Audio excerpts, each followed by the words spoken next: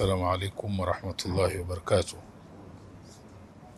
الحمد لله رب العالمين، والصلاة والسلام على أشرف الأنبياء والمرسلين وعلى آله وصحبه أجمعين. أما بعد، tunaendelea na darsa ya tafsiri kuanzia aya ya 51 mpaka aya ya 53, ambayo inaeleza kisa cha 4 katika mtiririko wa visa vilivyotajwa katika sura hii, Surat Maryam. Nacho ni kisa cha Nabii Musa. Mwenyezi Mungu Subhanahu wa Ta'ala anasema, wadhkur fil kitabi Musa, na mtaje katika kitabu hiki Muhammad, mtaje kuwatajia watu wako sifa za Nabii Musa. Mtaje kitabuni Nabii Musa. Mwenyezi Mungu anasema innahu kana mukhlasan. Nabii Musa naye ametajwa kwa sifa 5. Innahu kana mukhlasan, sifa ya kwanza, yeye alikuwa ni mteule wa Mwenyezi Mungu, lakini pia alikuwa ametakaswa, alikuwa na ikhlas ya kutakaswa kutokana na madhambi. Sifa ya pili, wa kana rasulan nabiyya, na pia yeye alikuwa ni mtume na alikuwa ni nabii. Mwenyezi Mungu amekusanya sifa 2 hapa, ya utume na nabii.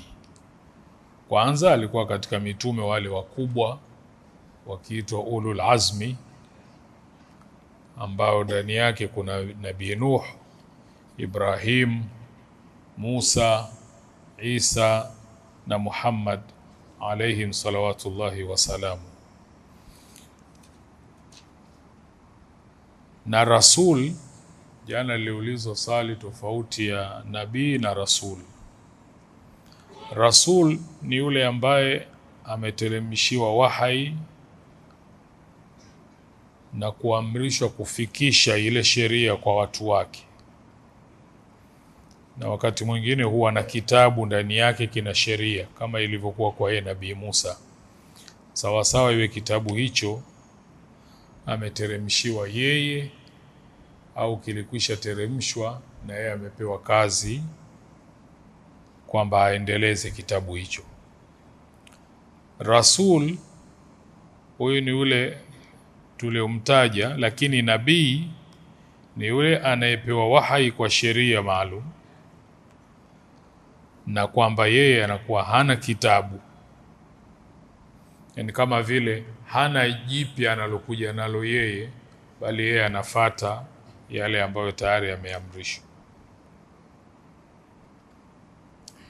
Ili mradi ziko maana nyingine mbalimbali ambazo wanazuoni wanafafanua tofauti ya rasul na nabii. Lakini wakasema mmoja anakuwa akateremshiwa wahai, ana maelekezo lakini ya kwake yeye tu. Mwingine anakuwa kateremshiwa wahai na ana maelekezo ya kufikisha kwa umma wake. Sifa ya 3, Mwenyezi Mungu anasema wanadainahu min janibi turil ayman, kwamba huyu Nabii Musa Mwenyezi Mungu anasema tulimsemeza, tulimuita pale katika mlima Tur, kwenye upande wake wa kulia, yani wito ule aliitwa upande wake wa kulia.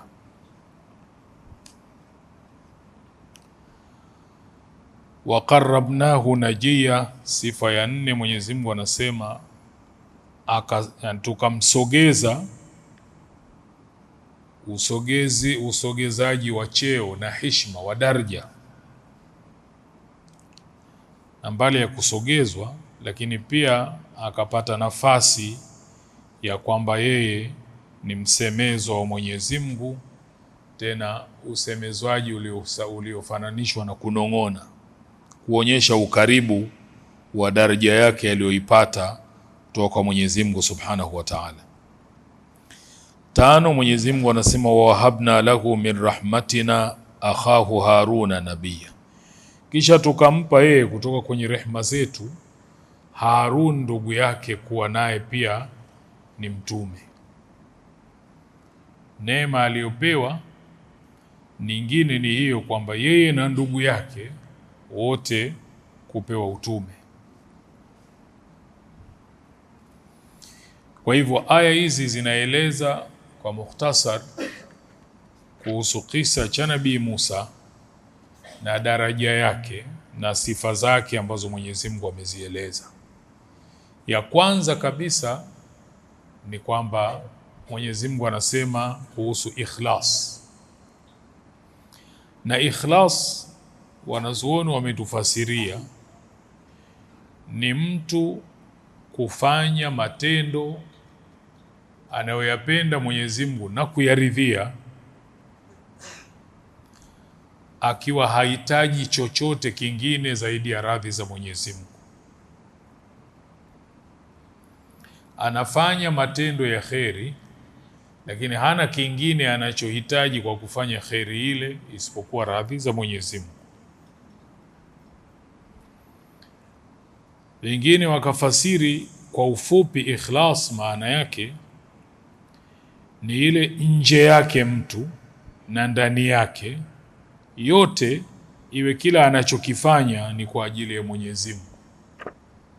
Kwa sababu ikiwa nje ni kwa ajili ya Mwenyezi Mungu, ndani ana nia nyingine, tayari huyu haambiwi ana ikhlas. Ataambiwa ana ria, anafanya ili watu waone. Na ikiwa kinyume chake, vile vile ataingia kwenye kundi la kuambiwa yuko katika kundi la wale watu wengine wanaingizwa humo na kuitwa wanafiki. Na wakasema ikhlasi pia iwe kile kinachomsukuma yule mja kufanya jambo lile, kinachokusukuma kukuleta msikitini, iwe ni kweli unakuja msikitini kwa ajili ya kutaka radhi za Mwenyezi Mungu, si kitu kingine. Hiyo ndio ikhlas. Lakini usije msikitini kwamba bwana yuko mtu pale, kila nikimwambia anilipe ataswali pale, kwa hiyo sasa ninakwenda kuswali lakini namkusudia na yeye. Itakuwa hiyo sio ikhlas. Na mfano wa hayo. Na ikhlas ndiyo msingi wa kila tendo jema. Matendo yote anayofanya mja Muislamu, msingi wake ni ikhlas. Matendo yoyote atakayofanya bila ikhlasi hayana malipo ndani yake. Na kwa hivyo swala ndio ibada kubwa kabisa. Akiswali mtu bila ikhlas hapati thawabu. Na ikhlasi ndio yote tuliyoisema, iwe kinachokusukuma kufanya ni kwa ajili ya Mungu tu, sio kitu kingine.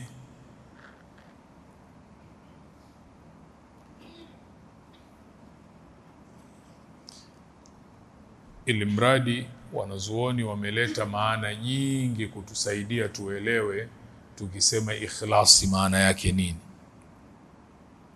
Wengine wakasema ikhlasi maana yake an yakuna sukunul abdi wa harakatuhu lillah, ni yule mja iwe kutulia kwake na kufanya shughuli yake yoyote, chochote kile anachokifanya anafanya kwa ajili ya Mungu tu.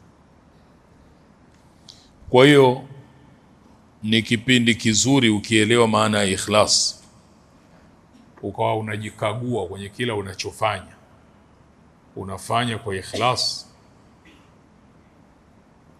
Inawezekana umetoka mbali sana kuja msikitini kwenye sala ya alasiri, umekuja kwa ikhlas. Ni kweli umekuja kwa kumtaka Mungu tu. Mwenyezi Mungu amemsema Nabii Musa mukhlasan, kwamba mwenye ikhlas. Wanazuoni wakatufafanulia nani ndo anastahiki kuitwa bwana huyu ni mukhlis, huyu ni mtu wa ikhlas. Wakasema alladhi ya'malu wala yuhibbu an yahmadahu an-nas, ni yule anaofanya matendo ya kheri na wala hapendi watu kumsifia kwenye ile kheri anayofanya, kwa sababu yeye alifanya kwa ajili ya Mwenyezi Mungu. Ikhlasi nini hukumu yake? Ni sunna, ni wajibu, ni jambo la khiari? Mtu anaweza kuamua tu kwamba anasoma Qur'ani kwa ikhlasi na sasa hivi sisomi kwa ikhlasi. Nini hukumu yake? Wanazuoni wakatuambia ikhlas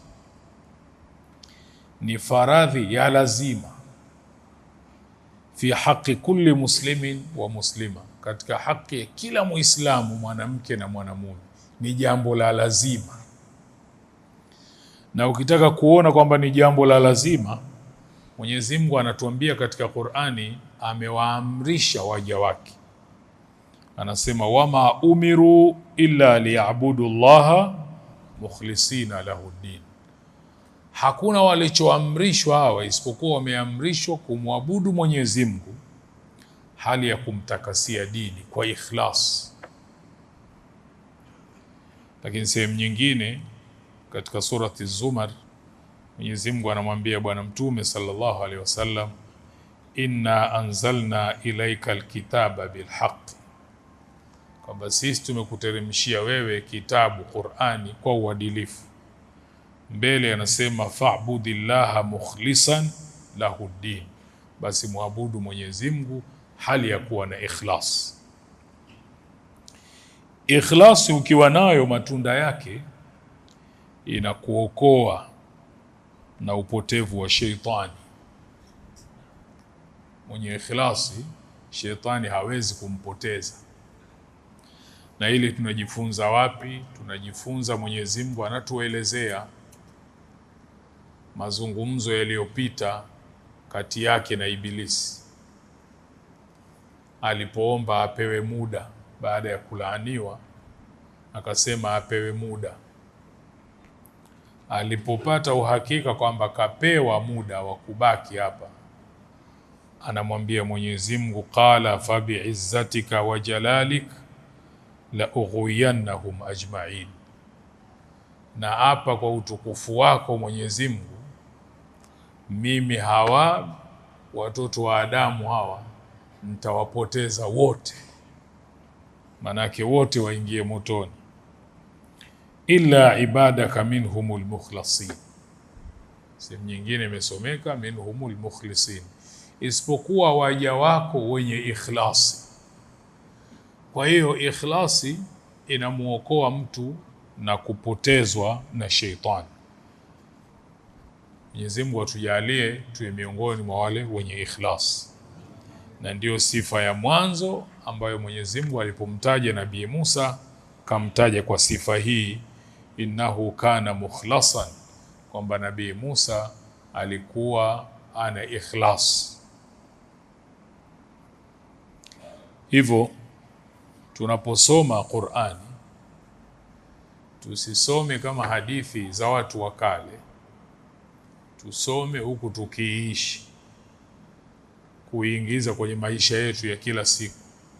Leo umejua maana ya ikhlas pale unapoishi na ndugu zako, unapowafanyia mambo mema ndugu zako ya kheri, unawasaidia. Sasa anza kujikagua, unafanya kwa ikhlasi? Kwa sababu kama unafanya kwa ikhlasi, kuna malipo kwa Mwenyezi Mungu.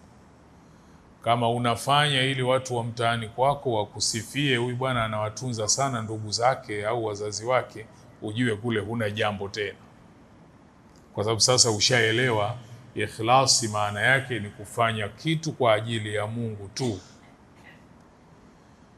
Vile unavyosimama ukaingia msikitini na kutoka, unasali kwa ajili, yani kwa ikhlasi, au unasali ili wale waliokuzunguka waseme huyu bwana mcha Mungu sana, au unakwenda pale msikitini kwa kuwa kama tulivyosema kuna mtu pale ukikutana naye unajua kuna jambo utapata. Sasa wewe mwenyewe ndio unajijua, utajikagua, sala yangu hii katika sura hii inakubalika? Na jambo la kuzingatia ni kwamba Mwenyezi Mungu kwenye miili yetu ana sehemu maalum anaangalia, na hapo anapopaangalia ndo panapokaa ikhlas. Bwana Mtume sallallahu alaihi wasallam katuambia Mwenyezi Mungu anaangalia wapi kwenye miili yetu? Anaangalia katika moyo, na moyo ndo kituo kikuu, hapo kina mambo yote. Kama ikhlasi ipo inaonekana kwamba huyu bwana mbona rakaa zake ndefu ndefu. Mwenyezi Mungu akitazama kwenye moyo anajua umemkusudia yeye au umekusudia kingine. Sasa inawezekana ulikuwa ujui, sasa ndo unajua, unaiishi Qur'an. Mmoja katika wanazuoni aliandika kitabu akakiita Akhbarul Humqa wal Mughaffalin. Kaweka visa vingi vya watu wajinga maskini ambao hawana wanachojua, wamefanya mambo ya vituko, lakini kaweka rekodi kwamba kilichotokea ni matukio ya kweli. Kwa sababu siku hizi watu wahadithia mikasa lakini ni uongo. Sasa hata kama ulikusudia kuchekesha watu, bado umekosea na unapata madhambi. Kwa hiyo Ibnul Jauzi yeye akaandika hiki kitabu akakiita Akhbarul Humqa wal Mughaffalin. Kila kituko alichokiandika mle ndani ni kituko cha kweli, kina na wapokezi kabisa. Kwa hiyo moja ya kituko alichoandika ni yule mtu alikuwa anaonekana anapenda wanazuoni, lakini hataki kusoma akajua dini. Kwa hiyo watu wamemtembelea wanazuoni, wakamtaja Nabii Luthi. Aliposikia katajwa, yeye akaripuka kulani. Wale wakamwambia, bwana hapana, huyu ni mtume wa Mungu. Mazungumzo yakaendelea, akatajwa Firauni, akakaa kimya. Akasema, mbona katajwa Firauni umekaa kimya? Akasema, na mimi nimetubu kulani mitume ya Mungu. Akamwambia, huyu hayumo. Hakuwa akijua. Sasa tukio kama hilo limetokea, mtu anasali lakini kapinda upande mmoja kwa kunyenyekea sana. Watu wanatoka msikitini wanazungumza, nasema tizama huyu bwana alivyokuwa na khushui kubwa, mnyenyekevu kweli kweli. Watu wa namna hii bwana, ibada zao mashallah. Walivyompita akawageukia akawaambia, tena nina saumu, kwamba sio nanyenyekea hivi, na pia nimefunga saumu ya sunna. Sasa kafanya kwa kutokujua. Kwa nini nimeleta hii? Inawezekana wewe ulikuwa unafanya mambo bila kujua hii ikhlasi maana yake nini. Sasa leo ushajua kwamba ikhlasi ni jambo la wajibu kwa kila Muislamu. Kwenye mambo anayoyafanya lazima afanye kwa ikhlasi. Hata unapompelekea glasi ya maji mzazi wako, ufanye kwa ikhlasi, ndio utapata malipo. Kwa hiyo ukitoka sasa unajikagua kwenye kila unachofanya, unafanya kwa ikhlasi, ili ukifanya kwa ikhlasi ndio unastahili malipo kutoka kwa Mwenyezi Mungu. Ukifanya kwa nia nyingine huna unachokipata. Kwa hivyo tuiishe Qur'ani kwamba vile tunavyoisoma sasa tuondoke tukaiishi namna hiyo.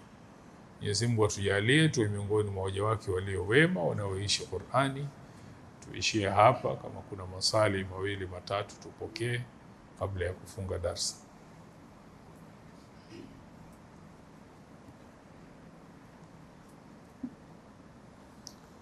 ربنا تقبل منا انك انت السميع العليم، تب علينا انك انت التواب الرحيم، برحمتك يا ارحم الراحمين. وصلى الله على سيدنا محمد وعلى اله وسلم بفضله. سبحان ربك رب العزة عما يصفون، وسلام على المرسلين، والحمد لله رب العالمين.